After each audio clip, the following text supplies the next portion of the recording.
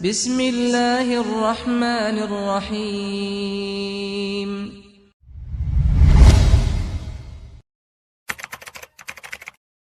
Bismillahirrahmanirrahim. Assalamualaikum warahmatullahi wabarakatuh.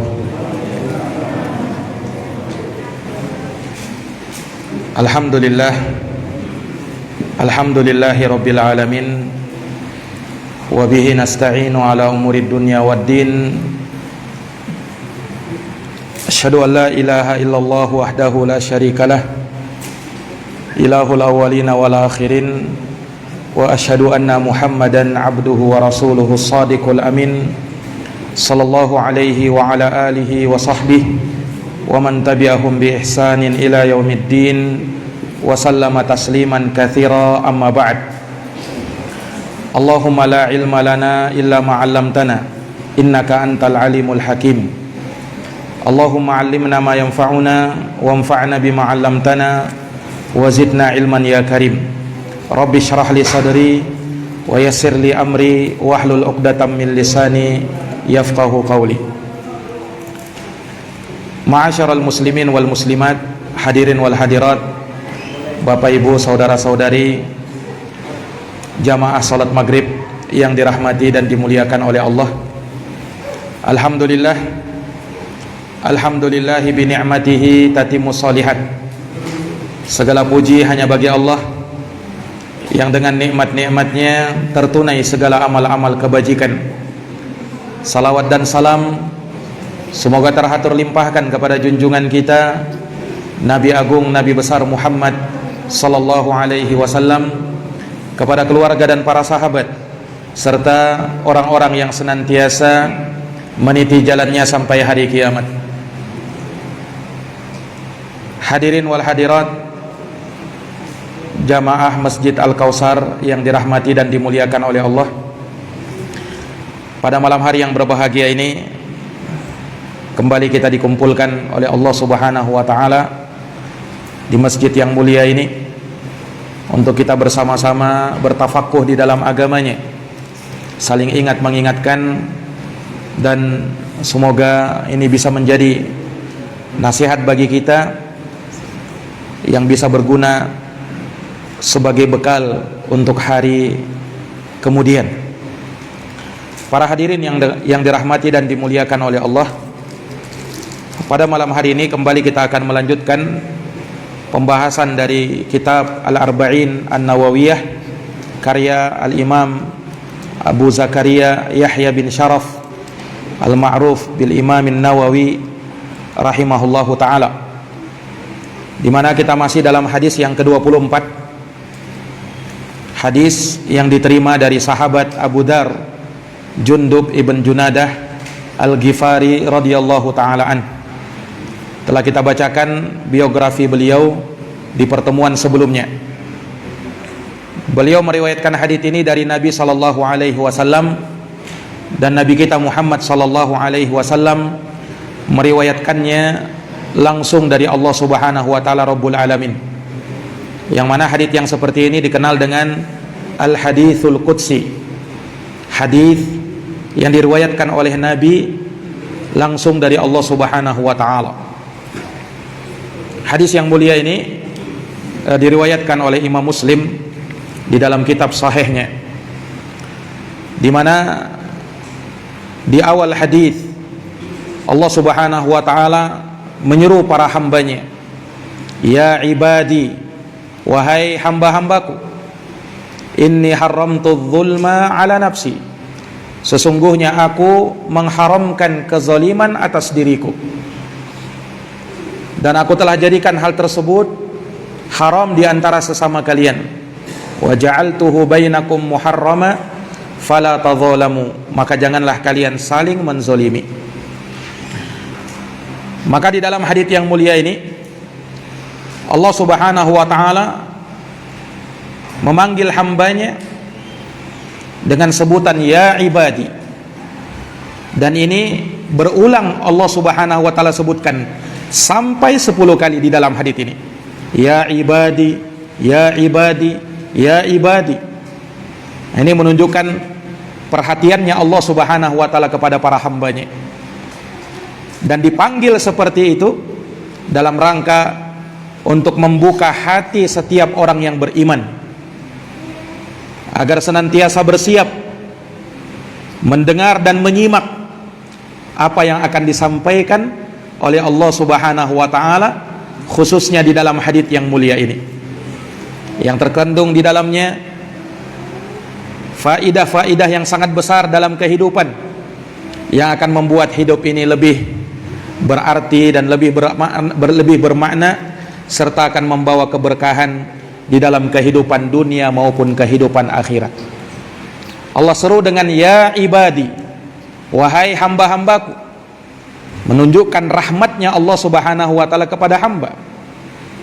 Dalam keadaan Allah tidak butuh kepada hambanya, Allah tidak butuh kepada siapapun.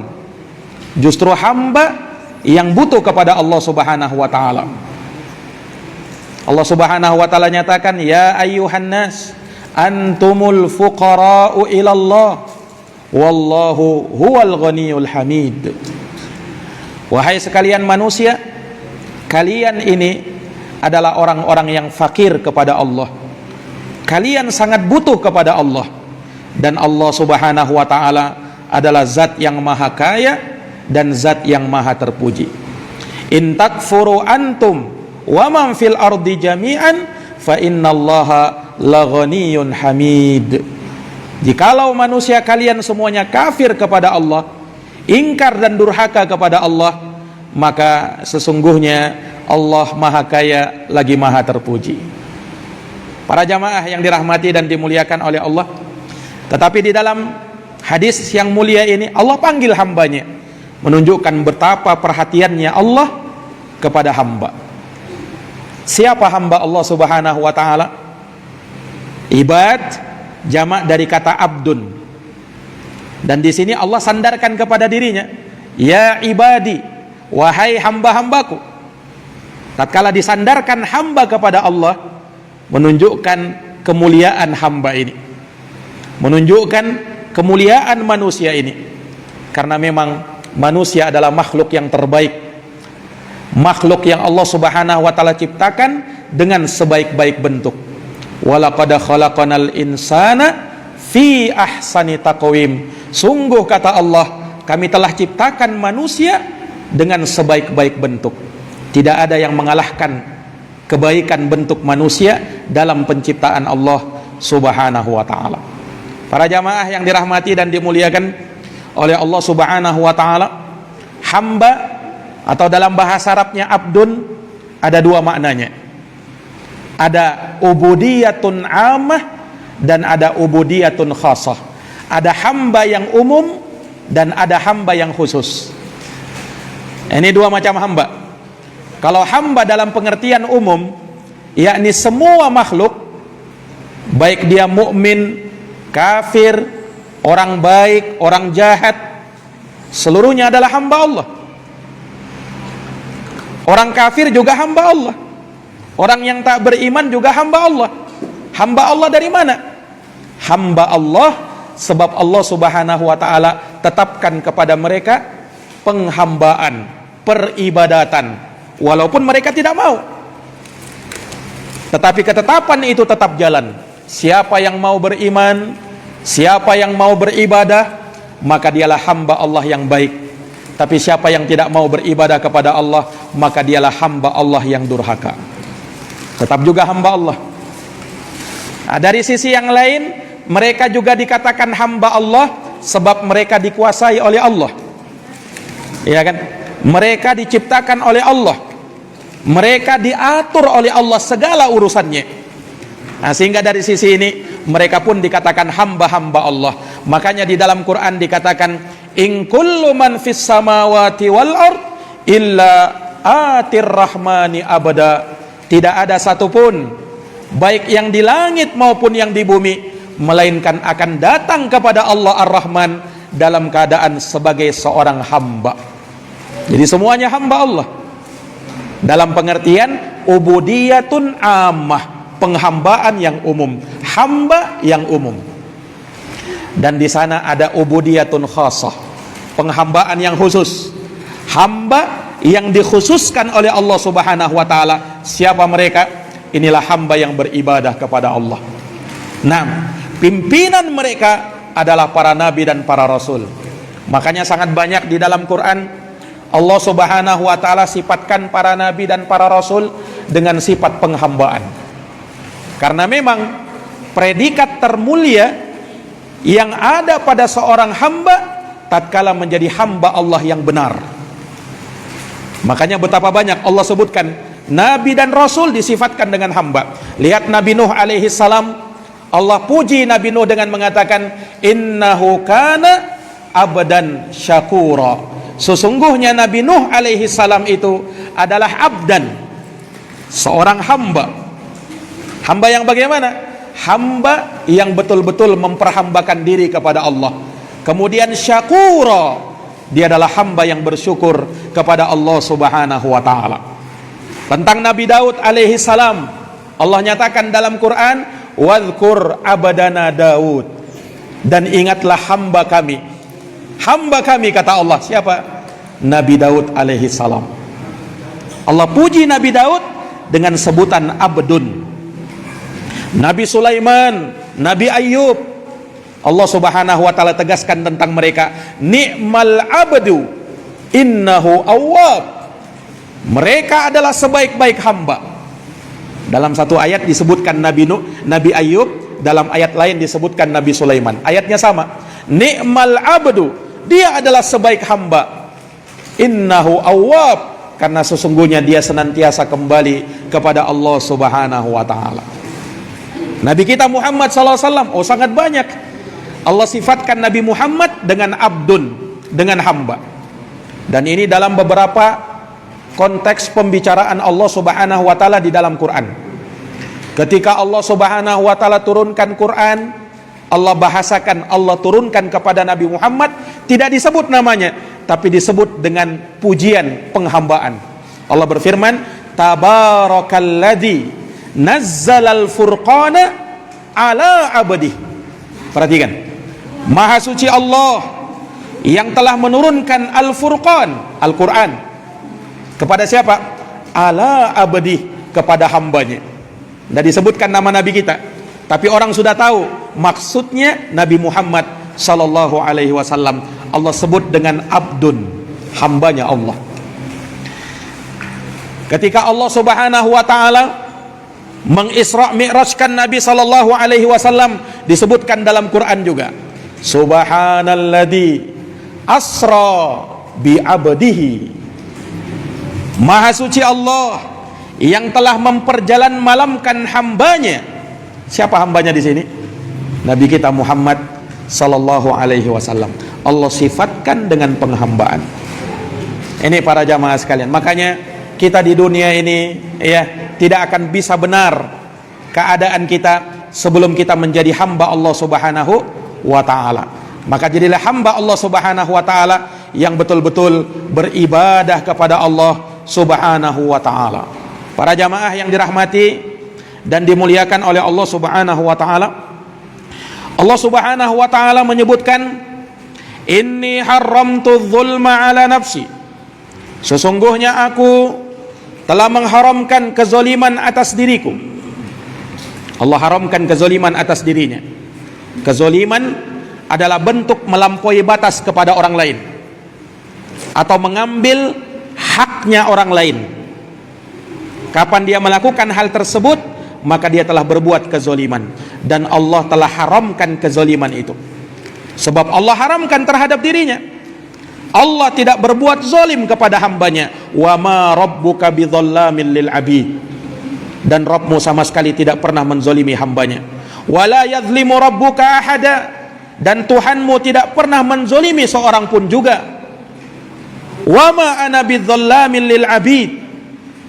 Aku tidak pernah menzalimi seorang pun dari hambaku. Ini sangat banyak ayat-ayat modelnya seperti ini. Wa mallahu yuridu dzulman lil ibad, dan Allah tidak ingin menzalimi hambanya. Innallaha la yadzlimu mithqala dzarrah. Allah tidak pernah menzalimi walaupun sebesar biji sawi. Ini sangat banyak ayat-ayat semacam ini. Allah nafikan kezoliman terhadap dirinya. Sebab kezoliman adalah sifat kekurangan. Sebab kezoliman adalah sifat yang tidak mungkin disandarkan kepada Allah. Sebab Allah Maha Adil, baik dalam perintahnya, baik dalam larangannya, baik dalam hukumannya. Allah Subhanahu wa ta'ala disifatkan dengan keadilan, dan Allah disucikan dari kezoliman. Nah, Allah haramkan terhadap dirinya. Ya, tidak mungkin Allah berbuat zalim, dan mustahil bagi Allah Subhanahu wa ta'ala disifatkan dengan kezoliman. Kemudian karena Allah menzolimkan, mengharamkan kezoliman atas dirinya, Allah katakan waja'altuhu, dan aku telah jadikan bahwa kezoliman itu haram atas sesama kalian. Allah jadikan keharaman terhadap kezoliman antara sesama manusia. Fala tadzalamu, Allah kuatkan lagi, maka jangan kalian saling menzolimi. Makanya terlalu banyak nas-nas dari Al-Quran maupun dari hadis Nabi sallallahu alaihi wasallam yang menyebutkan tentang bahaya kezoliman. Rasulullah sallallahu alaihi wasallam menyebutkan di dalam sabdanya, ittaqudz zulma, takutlah kalian kepada kezoliman, fa inna zulma dzulumatun yaumal qiyamah, sebab kezoliman adalah kegelapan demi kegelapan pada hari kiamat. Allah Subhanahu wa taala juga menyatakan di dalam Al-Qur'an, malidz zalimina min hamimin wala syafi'in yuta. Orang-orang yang zalim tidak akan dapat teman setia. Demikian pula orang yang bisa memberi syafaat yang diterima nanti pada hari kiamat. Malidz zalimina min ansar. Orang-orang yang zalim tidak akan pernah mendapatkan seorang pun dari penolong. Dan ayat-ayat yang sangat banyak. Demikian pula hadits-hadits Nabi sallallahu alaihi wasallam sangat banyak menyebutkan tentang hal ini. Dan ulama menyebutkan kezaliman itu ada 3. Dan ini persis seperti yang disabdakan oleh Nabi dalam hadis riwayat Imam Abu Daud, At-Tayalisi dan selainnya. Kata Nabi sallallahu alaihi wasallam, "Adz-zulmu thalathun." Kezaliman itu kata Nabi ada 3. Kezaliman itu ada 3. Yang pertama, zulmun la yatrukuhullah. Kezaliman yang tidak ditinggalkan oleh Allah. Itu yang pertama. Yang kedua, zulmun yughfar. Kezaliman yang diampuni oleh Allah dan dimaafkan oleh Allah Subhanahu wa ta'ala. Kemudian yang ketiga, zulmun la yatrukuhullah atau zulmun la yughfar. Kezaliman yang tidak diampuni oleh Allah Subhanahu wa ta'ala. Nah, ini 3 macam kezaliman. Kemudian dijelaskan kezaliman yang tidak ditinggalkan oleh Allah, maksudnya kezaliman yang terjadi antara sesama manusia. Sementara kezaliman yang dimaafkan adalah kezaliman yang terjadi antara hamba dengan Allah, yang kalau dia bertaubat akan dimaafkan oleh Allah Subhanahu wa ta'ala. Dan yang ketiga, kezaliman yang tidak dimaafkan adalah kezaliman yang bentuknya adalah kesyirikan. Syirik tidak akan diampuni oleh Allah. Ini 3 macam kezaliman para jamaah sekalian yang dirahmati dan dimuliakan oleh Allah. Maka seorang yang ingin selamat dari kezaliman, maka dia harus menghindarkan dirinya dari 3 macam kezaliman yang disebutkan oleh Nabi SAW ini. Yang pertama apa tadi? Kezaliman yang tidak ditinggalkan oleh Allah. Nah, inilah kezaliman antara sesama makhluk. Iya, si A telah menumpahkan darah saudaranya sampai membunuhnya, na'udzubillah, mengambil dan merampas hartanya, menggibahnya, mencelanya, melanggar kehormatannya. Ini kezaliman. Dan secara khusus Nabi sallallahu alaihi wasallam menyatakan di dalam sabdanya, ala, ketahuilah sesungguhnya inna dima'akum, darah-darah kalian, wa a'radakum, kehormatan-kehormatan kalian, wa amwalakum, dan harta-harta kalian, haramun alaikum, itu haram antara sesama kalian. Kahurmati yaumikum hadza, seperti terhormatnya hari ini, fi syahrikum hadza, di bulan ini, fi baladikum hadza, di negeri kalian ini. Nabi ketika itu bersabda di negeri Makkah, di bulan haji, bulan Dzulhijjah, dan di hari Arafah, tanggal 9 Dzulhijjah. Nabi tegaskan ini, haramnya berbuat kezaliman terhadap darah, kehormatan, dan harta manusia. Ini para jamaah sekalian yang dirahmati oleh Allah. Nah, kita ini jangankan menzolimi orang, menzolimi hewan saja dilarang di dalam agama. Ya, bahkan terkadang bisa memasukkan seseorang ke dalam neraka. Mungkin pernah kita dengarkan hadis, ada seorang wanita yang masuk neraka gara-gara kucing. Bagaimana itu? Dia tangkap kucingnya, kemudian dia penjarakan. Tidak dia kasih makan, tidak dia lepaskan, tidak dia kasih minum, sampai sang kucing itu mati di dalam kandangnya. Maka si wanita masuk neraka gara-gara itu. Nauzubillah, menzolimi hewan. Nah, ini para jamaah sekalian yang dirahmati dan dimuliakan oleh Allah. Dan Nabi SAW melaknat orang yang menyakiti hewan. Di dalam hadis yang diriwayatkan oleh Imam Abu Daud, kata Rasulullah SAW, ama balagakum, belumkah sampai kepada kalian, anni la'antu, bahwa aku melaknat man wasamal wahaim, orang-orang yang menandai, melukai hewan ternak pada wajahnya, au darabaha fi wajhiha, atau memukulnya di wajahnya. Aku melaknatnya, kata Nabi. Hadis sahih diriwayatkan oleh Imam Abu Daud. Ini para jamaah sekalian. Nah, makanya di dalam Islam, Islam sangat merahmati, sampai pun pada hewan. Kata Nabi SAW ketika ada salah seorang sahabat ya, yang datang membawa kambingnya, dan dia sayang dengan kambingnya itu, kata Nabi, wasyah in rahim taha rahimakallah, kambing ini kalau kau rahmati dia, maka Allah akan merahmatimu, maka Allah akan merahmatimu, kata Nabi SAW. Iya. Dan ketika kita harus menyembelih hewan ini untuk kita konsumsi, untuk kita makan, maka di sana ada adab-adabnya. Innallaha katabal ihsana ala kulli syai', sesungguhnya Allah menetapkan untuk berbuat baik kepada segala sesuatu.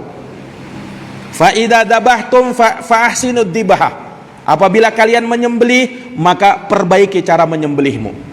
Wal yuhidda ahadukum syafratahu wal yurih dabihatahu, hendaknya kau tajamkan pisau sembelihanmu dan buat dia cepat beristirahat. Artinya cepatkan gesekan pedangmu, cepatkan gesekan pisaumu agar dia tidak lama menderita. Dan di dalam Islam haram hukumnya kita mengasah pisau di depan hewan yang mau kita sembelih. Nah, ini saking rahmatnya Islam itu. Nah, maka kalau kepada hewan saja seperti ini, apalagi kepada sesama manusia. Para jamaah yang dirahmati dan dimuliakan oleh Allah, yang memang akan diberikan dan ditegakkan hisab pada hari kiamat nanti. Manusia kepada sesama manusia, hewan kepada sesama hewan. Kata Nabi SAW, la ta'uddunnal huquqa ila ahliha yaumal qiyamah hatta yuqada lisyatil jalha minasyatil qarna. Akan dikembalikan hak-hak nanti pada hari kiamat, akan ditegakkan hisab. Sampai-sampai kata Nabi, kambing yang patah tanduknya akan menuntut kepada yang mematahkan tanduknya pada hari kiamat. Ini para jamaah yang dirahmati dan dimuliakan oleh Allah.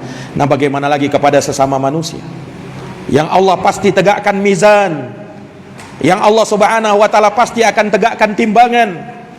Makanya Rasulullah pernah menyebutkan orang yang paling bangkrut nanti pada hari kiamat. Rasul pernah bersabda kepada sahabat, atadaruna mal muflis, wahai para sahabat, tahu ndak kalian siapa itu orang yang bangkrut? Para sahabat menjawab, spontan mereka jawab, ya Rasulullah, al muflis fina man la dirhamalahu wala mata. Orang yang bangkrut itu orang yang sudah ndak punya harta lagi, ndak punya uang. Kata Rasulullah, bukan itu orang yang bangkrut, tapi orang yang bangkrut dengan sebenar-benarnya bangkrut adalah orang yang nanti datang pada hari kiamat dengan membawa pahala solat, pahala zakat, pahala puasa, dan pahala-pahala yang lainnya. Banyak pahalanya. Tetapi kata Nabi SAW, waqad jaa, dia datang kepada Allah, menghadap kepada Allah, waqad safaka dama hada wa daraba hada wa syatama hada, dia telah menumpahkan darahnya si anu, mengambil hartanya si anu, mencela si anu, dia melakukan kezoliman kepada manusia. Akhirnya orang-orang yang pernah dia zolimi menuntut dirinya pada hari kiamat, Pak, dituntut. Bagaimana caranya Allah menyelesaikan urusan mereka? Orang yang pernah dizolimi ini ya menuntut supaya bisa mengambil pahalanya orang yang telah menzoliminya. Dia banyak pahalanya tadi, akhirnya dia ambil. Maka orang yang dia zolimi banyak, bukan satu dua orang, datang dan datang. Akhirnya kebaikannya sudah habis, masih datang lagi orang yang menuntut. Bagaimana caranya? Kebaikannya sudah habis, pahalanya sudah habis. Akhirnya Allah Subhanahu wa taala selesaikan urusan mereka, ya. Dosa yang ada pada orang yang dizolimi itu dikeluarkan, kemudian dilimpahkan kepada dia yang menzolimi. Akhirnya sudah tidak ada kebaikan, yang ada adalah dosa, dia pun dilemparkan ke dalam neraka. Inilah orang yang paling bangkrut, kata Nabi. Kenapa? Gara-gara menzolimi orang. Ini para jamaah yang dirahmati dan dimuliakan oleh Allah Subhanahu wa taala. Urusannya kalau sudah kepada manusia, kepada orang lain, harta orang lain, darah orang lain, kehormatan orang lain, perkaranya besar. Makanya tobat itu, ya, kata Imam Nawawi rahimahullahu taala, diterima oleh Allah dengan 3 syarat. Yang pertama, dia menyesali dosanya. Yang kedua, dia berhenti dari melakukan dosa itu. Yang ketiga, dia berazam, berkeinginan kuat untuk tidak mau lagi melakukan itu dosa. Itu 3 syarat dosa. Tapi kata Imam Nawawi, ini kalau dosanya antara dia dengan Allah. Tapi kalau antara dia dengan makhluk, ditambah lagi 1 syarat. Apa itu? Dia harus minta dihalalkan kepada orang yang pernah dia zolimi. Minta dihalalkan, minta maaf. Kalau orang yang dizolimi tidak mau memberi maaf, maka minta dikisos. Kau pernah pukul dia, minta pukul juga. Pernah ngambil hartanya, diambil juga hartanya. Ini para jamaah yang dirahmati oleh Allah. Ini kalau kaitannya dengan makhluk, sangat besar. Nabi juga pernah menyebutkan, orang yang berjihad di jalan Allah Subhanahu wa taala, betapa besar pahalanya orang yang berjihad. Kata Nabi, semua dosanya diampuni kecuali 1. Apa itu? Hutangnya. Hutangnya, kata Nabi SAW, tidak diampuni oleh Allah sebelum dia selesaikan. Kenapa? Kaitannya kepada sesama makhluk. Nah, kalau hutang saja seperti itu, maka bagaimana kalau harta yang telah dia ambil dari orang? Subhanallah. Ini para jamaah yang dirahmati oleh Allah. Orang yang mengambil hak milik saudaranya, tanah milik saudaranya, walaupun sejengkal, kata Nabi, man zolama qaida shibrin min ardi akhihil muslim tawaqahu Allahu yaumal qiyamah bisab'i ardin. Siapa yang mengambil tanah milik saudaranya, 1 jengkal aja diambil, dia pindah patoknya, walaupun 1 jengkal, kata Nabi, kelak pada hari kiamat di lehernya akan dikalungkan 7 lapis bumi. Itu kalau 1 jengkal. Bagaimana lagi kalau 1 meter? Bagaimana lagi kalau bermeter-meter yang dia ambil, yang dia klaim sebagai tanahnya? Na'udzubillahi min zalik. Ini para jamaah, ini kalau sudah urusannya kezoliman besar. Nah, dalam hadis yang lain Rasulullah sallallahu alaihi wasallam menyebutkan, barang siapa yang mengambil harta milik saudaranya dengan sumpah palsu, maka Allah wajibkan dia masuk neraka. Allah wajibkan dia masuk neraka. Ada sahabat tanya, ya Rasulullah, bahkan walaupun yang dia ambil itu cuma sebatang kayu, ya Rasul? Kata Rasul, walaupun yang dia ambil itu sebatang kayu. Ini para jamaah yang dirahmati oleh Allah. Karena memang terkait dengan darah, harta, kehormatan sangat dijaga di dalam Islam ini. Tidak boleh kita menzolimi saudara kita, tidak boleh kita menzolimi kaum muslimin yang lainnya. Para jamaah yang dirahmati dan dimuliakan oleh Allah Subhanahu wa taala, Nah, kalau harta seperti itu apalagi apa? Terkait dengan kehormatan dan darahnya. Nabi Pak pernah menyebutkan tentang bahaya riba. Betapa besar bahaya riba itu. Iya. Kata Nabi SAW, innalir riba thalathun wa sab'una baba. Riba itu punya 73 pintu. Riba punya 73 pintu. Adanaha, yang paling rendah dari riba, mislu ityanir rajul ummah, seperti orang yang berzina dengan ibu kandungnya sendiri. Nauzubillah. Itu dosa riba yang paling ringan.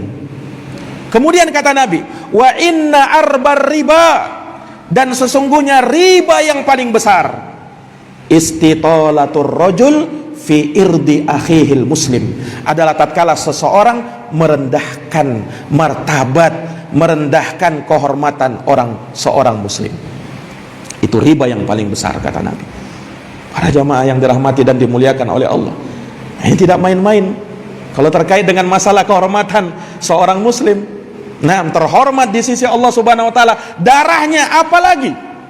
Allah Subhanahu wa taala berfirman di dalam Al-Qur'an, min ajli dzalik katabna ala bani Israil annahu man qatala nafsan bighairi nafsin aw fasadin fil ard faka'annama qatalan nasa jami'a.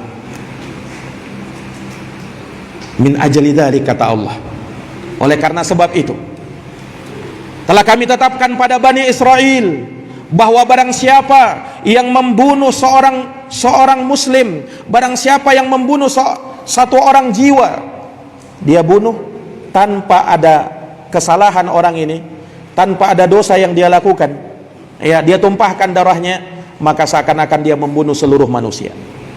Dalam ayat yang lain di surat An-Nisa ayat 93, wa may yaqtul mu'mina muta'ammida, barang siapa yang membunuh seorang mukmin dengan sengaja, fajazauhu jahannam, maka balasannya neraka jahannam, khalidan fiha, kekal ia di dalam neraka jahannam, wa ghadiballahu alaih, Allah murka kepadanya, wa la'anahu, Allah melaknatnya, wa a'addalahu adzaban 'azima, dan Allah siapkan azab yang besar kepadanya. Surat An-Nisa ayat 93. Ini para jamaah yang dirahmati oleh Allah.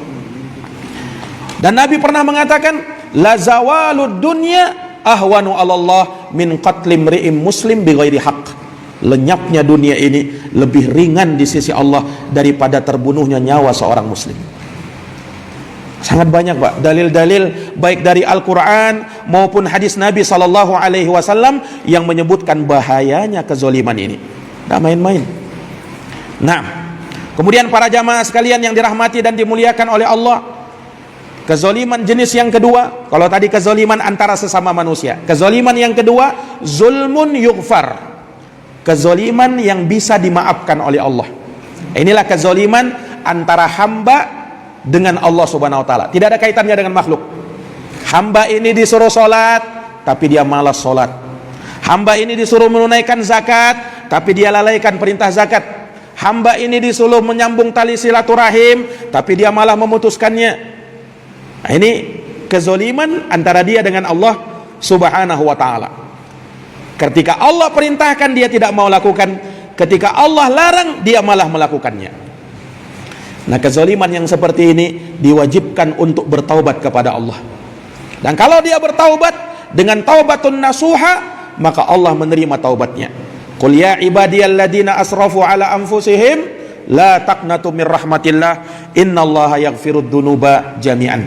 Katakanlah kepada hamba-hambaku yang melampaui batas terhadap diri-diri mereka, jangan pernah merasa berputus asa dari rahmat Allah, karena Allah mengampuni semua dosa, sesungguhnya Allah Maha Pengampun lagi Maha Penyayang. Nah, akan tetapi para jamaah sekalian, kezaliman yang seperti ini, manakala seorang tidak bertaubat darinya, bahkan memperbanyak melakukan perbuatannya, menzolimi dirinya, dengan banyak meninggalkan ibadah kepada Allah, banyak melakukan perbuatan maksiat, maka dia akan menanggung azab pada hari kiamat, na'udzubillah, yang azabnya sangat mengerikan.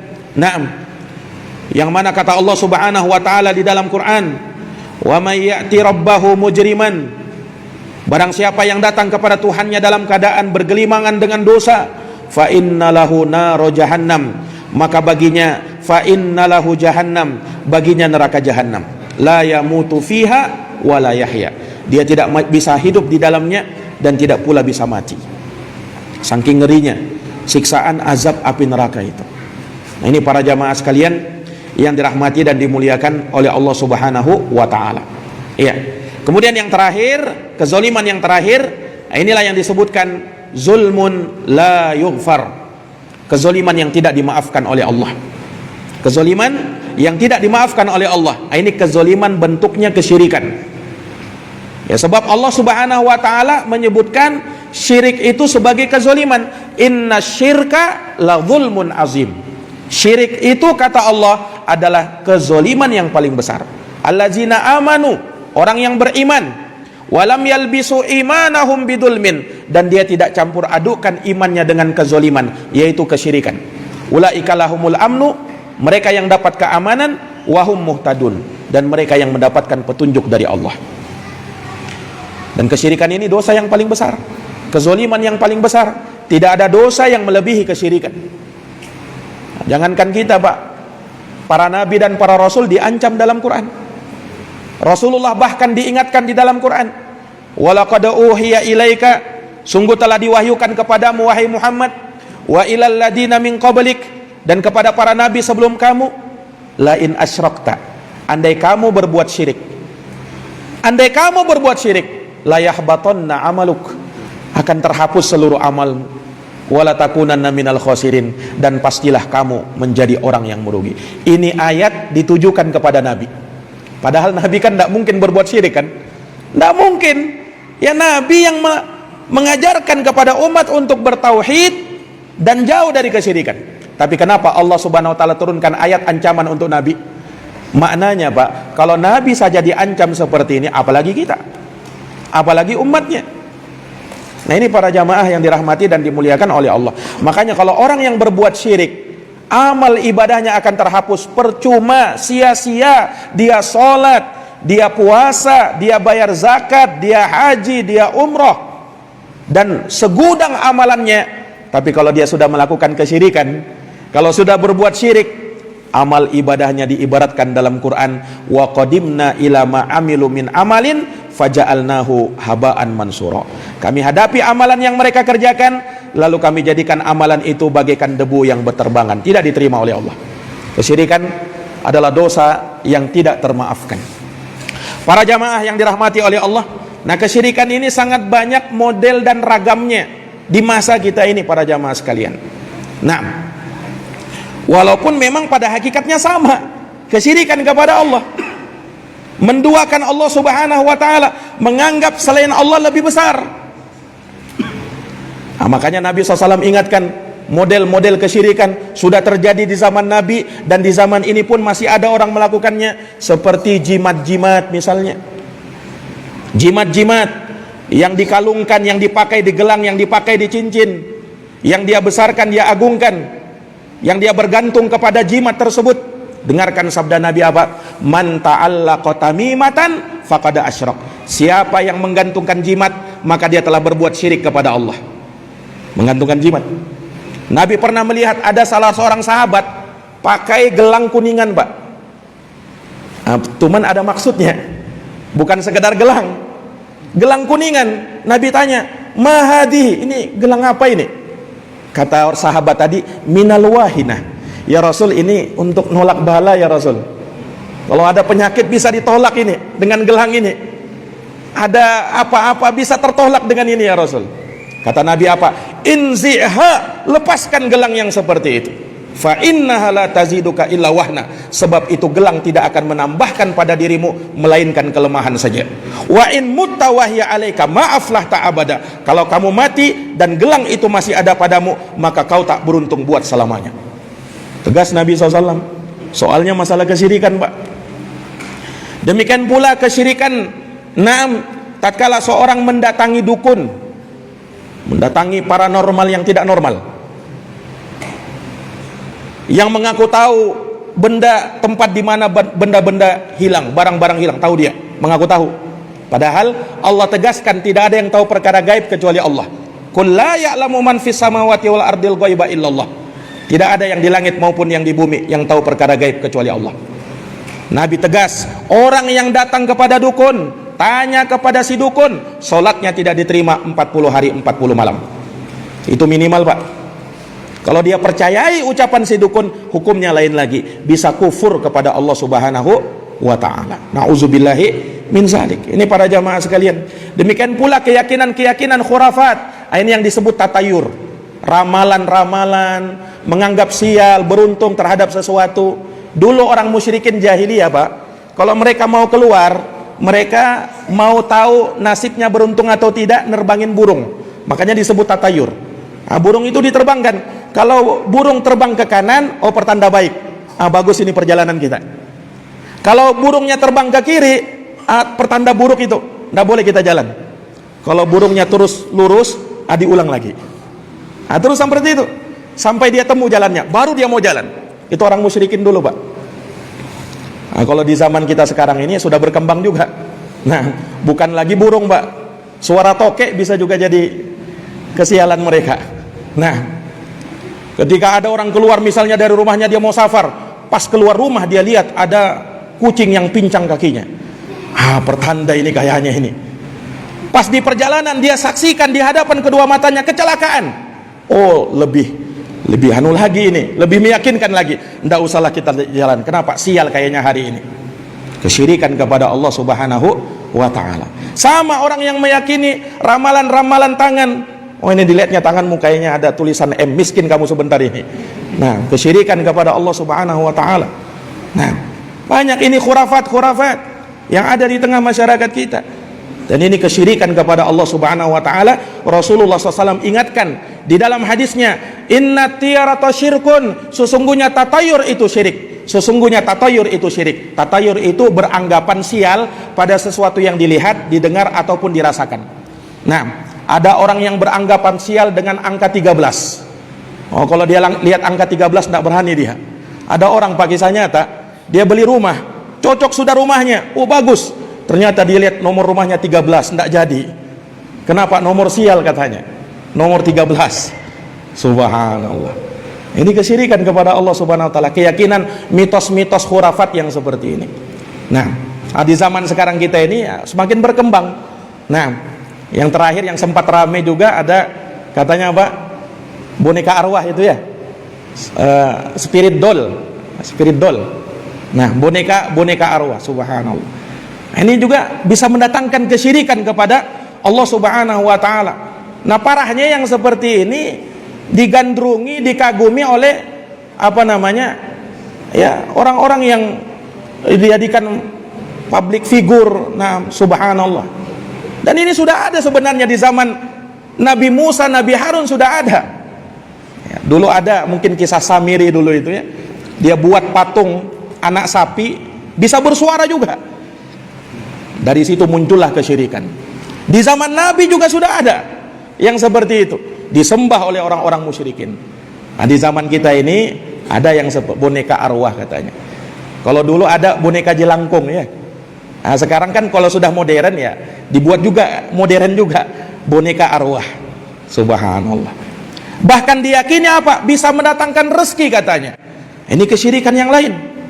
Iya. Kapan seseorang meyakini ada suatu benda bisa mendatangkan manfaat, menolak mudarat, maka dia telah berbuat kesyirikan. Allah berfirman di dalam Quran, "Wala tad'u min dunillahi ma la yanfa'uka wa la yadurruk, fa in fa'alta fa innaka idzam minadh dhalimin." Jangan, kata Allah Subhanahu wa ta'ala, kamu menyeru selain Allah Subhanahu wa ta'ala apa yang tidak bisa mendatangkan manfaat dan tidak pula bisa menolak sesuatu kemudaratan. Kalau kamu lakukan itu, maka kamu termasuk dari orang-orang zalim. Nah, apalagi disangka-sangka dengan sangkaan yang tidak benar. Boneka arwah, ada ruh katanya di situ. Ruhnya orang-orang penasaran ada di situ. Ini sudah bertentangan dengan akidah Islam. Akidah Islam mengatakan tidak ada yang namanya arwah gentayangan. Orang sudah kalau meninggal, dia sudah berada di alam barzakh, tidak mungkin bisa kembali ke dunia, Pak. Nah, ini bertentangan dengan akidah. Iya, di dalam Quran Allah Subhanahu wa ta'ala menyebutkan, ya, orang yang sudah meninggal kemudian masuk ke alam kubur, masuk ke alam barzakh, apa kata Allah? Wa min waraihim barzakhun ila yaumiddin, dan di balik mereka, di belakang mereka ada barzakh sampai hari tatkala mereka dibangkitkan, ila yaumi yub'atsun. Nah, ini para jamaah yang dirahmati dan dimuliakan oleh Allah. Maka kesyirikan kepada Allah termasuk dari bentuk kezaliman yang diharamkan di dalam agama kita, dan kita berlindung kepada Allah Subhanahu wa taala darinya. Semoga apa yang kita dengarkan pada kesempatan malam hari ini bermanfaat, dan semoga Allah Subhanahu wa taala senantiasa menjaga kita dari kezaliman, baik itu kezaliman kesyirikan kepada Allah, kezaliman kepada Allah Subhanahu wa taala, ataukah kezaliman kepada sesama makhluk. Dan kita berdoa kepada Allah semoga Allah Subhanahu wa taala mengampuni dan memaafkan segala dosa yang pernah kita lakukan, baik sengaja ataukah kita tidak sengaja. Amin ya rabbal alamin. Jazakumullah khairan atas perhatiannya. Mohon maaf atas segala kekurangannya. Subhanakallahumma wa bihamdika asyhadu an la ilaha illa anta astaghfiruka wa atubu ilaik. Wassalamualaikum warahmatullahi wabarakatuh.